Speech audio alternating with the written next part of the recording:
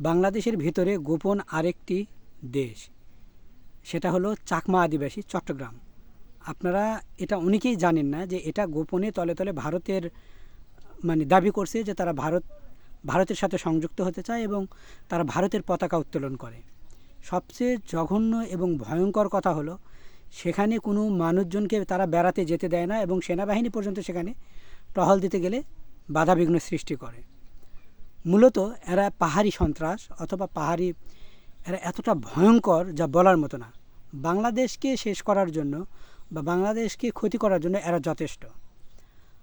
আমি আগেই বলেছিলাম যে চট্টগ্রাম পার্বত্যপুর বা পার্বত্য অঞ্চল যেটা বলে পাহাড়ি অঞ্চল, এগুলো কেন এদেরকে পাহাড়ে বসবাস করতে দিল এবং সেখানকে কেন তাড়ালো না, এটা হলো দুঃখজনক। আমাদের সরকার আমাদের জন্য লজ্জা। কেন লজ্জা জানেন?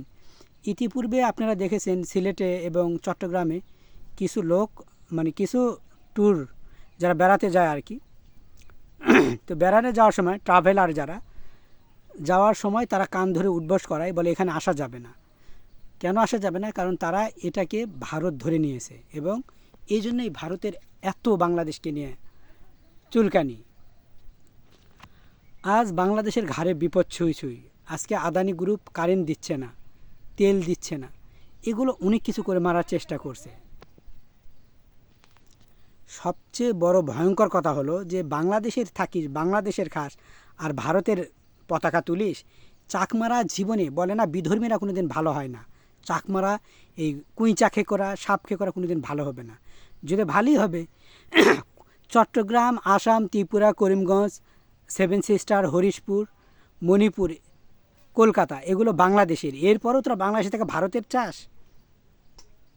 এদেরকে ধরে ধরে প্রকাশ্যে ফাঁসি দেওয়া হোক, দেশদ্রোহিতার শাস্তি কীরকম এদেরকে দেওয়া হোক। তোর যদি ভারত ভালো লাগে চলে যা ভারতে, কোনো আপত্তি নেই। যাদের ভারত ভালো লাগে বা বাংলাদেশকে যারা সহ্য করতে পারো না তারা ভারতে চলে যাও, তোমরা দয়া করে ভারতে চলে যাও। কিন্তু বাংলাদেশের জায়গাকে ভারত বলে দাবি করবা, এটা মেনে নেওয়া যাবে না। তোমাদের ভারত ভালো লাগতেই পারে, অনেকের অনেক দেশের স্বপ্ন থাকে, ড্রিম থাকে যে আমার স্বপ্ন আমি ইউরোপ যাব, কানাডা যাব। তুমি ভারতে চলে যাও যদি স্বপ্ন থাকে, কিন্তু বাংলাদেশকে ভারত করতে হবে এমন দাবি তো তুমি বাংলাদেশে থেকে করতে পারো না। এদের প্রত্যেককে প্রকাশ্যে ফাঁসি দিক অথবা এদের সমস্ত সম্পত্তি সরকার বাজেয়াপ্ত করে নিক। সরকার যদি চালাতে ব্যর্থ হয় এদেরকে, তাহলে আমাকে নিয়োগ দেওয়া হোক। আমি জানি কত ধানে কত চাল কিভাবে বের করতে হয়। সরিষা থেকে আপনি পাটাত সরিষা পিষেন, একটা তেল বের হবে না, এক ফোঁটা তেল বের করতে পারবেন না। এই সরিষা যখন আপনি মেশিনে ভাঙবেন তখন দেখবেন যে মনকে মন, টনকে টনকে তেল বের হচ্ছে। তাহলে কি করলে এদের থেকে ওই ভারতীয় গন্ধ খসাবে বা এই জায়গা ভারতমুক্ত হবে সেটা আমার ভালো করে জানা আছে।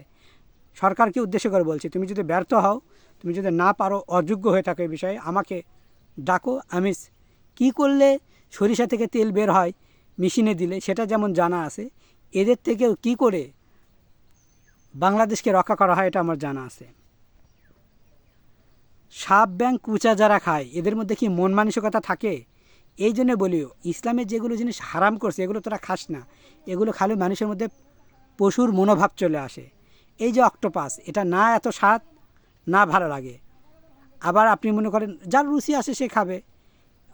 এরা কুচ্চা খায়, তারপরে গুই সাপ খায়, শকুর খায়, এগুলো হারাম জিনিস। এগুলোর মধ্যে মায়া দয়া এগুলো কম। হিংস্র যে প্রাণীর মধ্যে হিংস্রতা আছে দেখবেন এদের মধ্যে মায়া দয়া কম। এবং চাকমা পাহাড়ি এদের মধ্যে কোনো ভালোবাসা কারুর নাই। এরা ভারতে গেলেও ওই মাদক ব্যবসা করে এদের খেতে হবে।